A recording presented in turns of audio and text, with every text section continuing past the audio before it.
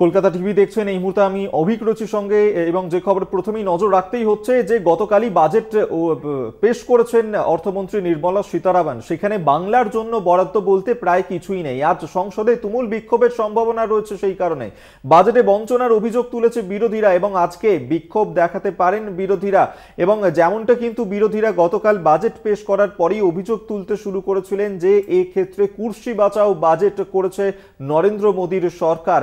এবং এই বাজেটে এনডিএর জোটের দুই শরিক, অর্থাৎ একদিকে অন্ধ্রপ্রদেশ অন্যদিকে বিহার, এই দুই জায়গায় ঢালাও বরাদ্দ করা হয়েছে বাজেটে, এমনটাই কিন্তু অভিযোগ করেছে সেই ক্ষেত্রে বিরোধীরা। এবং যার কারণে আজকে এই যে বাজেট, সেই বাজেটে বঞ্চনার অভিযোগ এনে সরব হতে পারে সংসদে বিরোধীরা, যার কারণে সংসদে তুমুল বিক্ষোভ হতে পারে এমনটাই কিন্তু সম্ভাবনা থাকছে।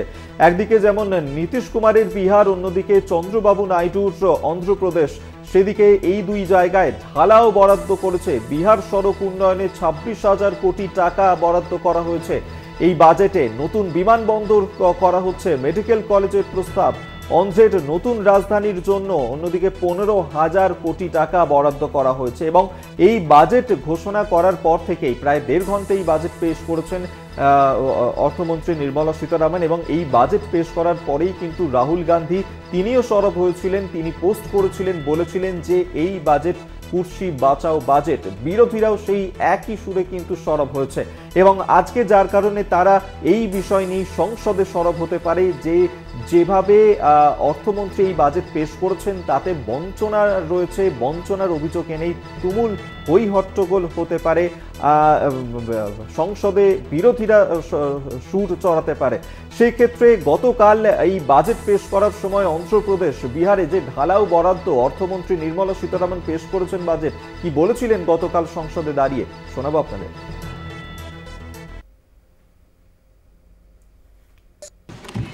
New airports, medical colleges and sports infrastructure in Bihar will be constructed. An additional allocation to support capital investments will be provided. The requests of Bihar government for external assistance from multilateral development banks will be expedited. Andhra Pradesh Reorganization Act. Our government has made concerted efforts to fulfill the commitments in Andhra Pradesh Reorganization Act.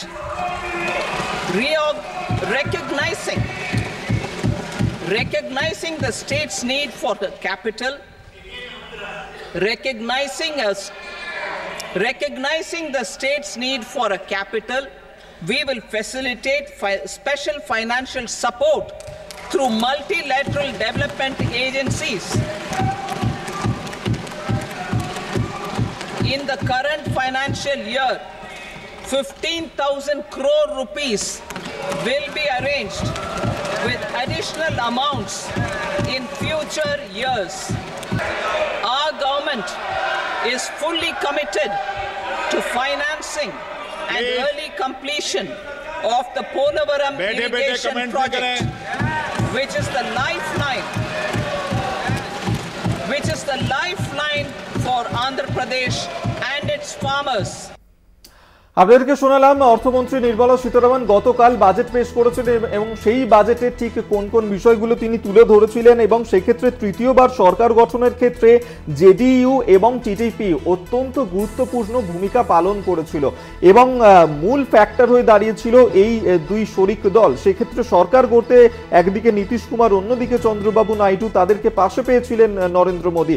এবং বাজেটে সেই পাশে থাকারই কি পুরস্কার তাদেরকে দেয়া হলো, সেই উপহারই কি পেল অন্ধ্রপ্রদেশ এবং বিহার, সেই প্রশ্ন ইতিমধ্যেই তুলতে শুরু করে দিয়েছে বিরোধীরা। এবং গতকালই বাজেট পেশ করার পর কুর্সি বাঁচাও বাজেট এমনটাই কিন্তু বলে কটাক্ষ করেছে বিরোধীরা। এবং সেক্ষেত্রে কেন্দ্রীয় বাজেটে এবার বিশেষভাবে নজর দেওয়া হয়েছিল বিহার, অন্ধ্রপ্রদেশে। একদিকে যেমন বিহার এবং অন্ধ্রের জন্য রাস্তাঘাট থেকে শুরু করে নতুন বিমানবন্দর, মেডিকেল কলেজ তৈরির ক্ষেত্রে আলাদা করে অর্থ বরাদ্দ করা হয়েছে এবারের বাজেটে। পলিটিক্যাল এডিটর আশিস চট্টোপাধ্যায় এই মুহূর্তে আমাদের সঙ্গে টেলিফোনে রয়েছেন।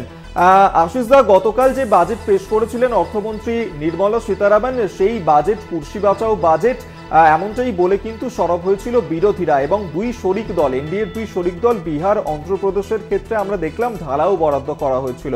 আজকে সংসদে দাঁড়িয়ে বিরোধীরা কি সুর চড়াতে পারে, এই বিষয়ে সরব হবে? এই মুহূর্তে যেটা জানা যাচ্ছে যে ওখানে নীতি আয়োগের যে মিটিং ডাকা হয়েছে দিল্লিতে, সেখানে সমস্ত মুখ্যমন্ত্রীদের যাওয়ার কথা, কিন্তু কংগ্রেস গতকাল বিকেলের দিকেই ঘোষণা করেছিল যে তাদের কোনো মুখ্যমন্ত্রী, অর্থাৎ কংগ্রেস চালিত রাজ্য সরকারগুলোর যে মুখ্যমন্ত্রীরা রয়েছেন কর্ণাটক, তেলেঙ্গানা এবং হিমাচলের, তারা সেখানে যাচ্ছেন না। অর্থাৎ সিদ্ধারামাইয়া, রেবন্ত রেড্ডি এবং সুখবিন্দর সুখু তারা সেখানে যাচ্ছেন না। এটা গতকাল বিকেলের দিকে আমরা জানতে পেরেছিলাম। আজকে যেটা সূত্র মারফত জানা যাচ্ছে যে ইন্ডিয়া ব্লকের সমস্ত সাংসদরা তারা সংসদে তীব্রভাবে বিরোধিতা করবেন এই বাজেটে। তারা এই কথা বলতে চাইছেন যে এনডিএ সরকারকে টিকিয়ে রাখার জন্য, যেহেতু বিজেপির একার গরিষ্ঠতা নেই, তাদেরকে তেলেগু দেশম পার্টি এবং জেডিইউর উপর নির্ভর করতে হচ্ছে। তাই তাদের যে দাবি তার কাছে নথি স্বীকার করে অন্য রাজ্যগুলোকে বঞ্চিত করে কেবলমাত্র অন্ধ্রপ্রদেশ এবং বিহারের জন্য বিপুল পরিমাণ বরাদ্দ করা হয়েছে।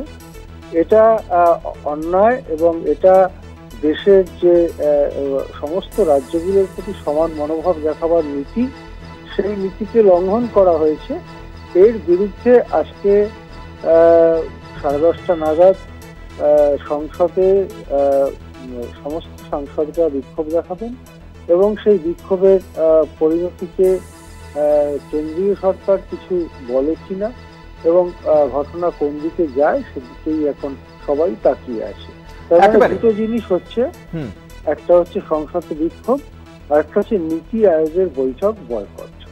একদমই তাই, অবশ্যই আমাদের নজর থাকবে এইদিকে। আপাতত ধন্যবাদ আপনাকে। পলিটিক্যাল এডিটর আশিস চট্টোপাধ্যায় এই মুহূর্তে আমাদের সঙ্গে টেলিফোনে ছিলেন।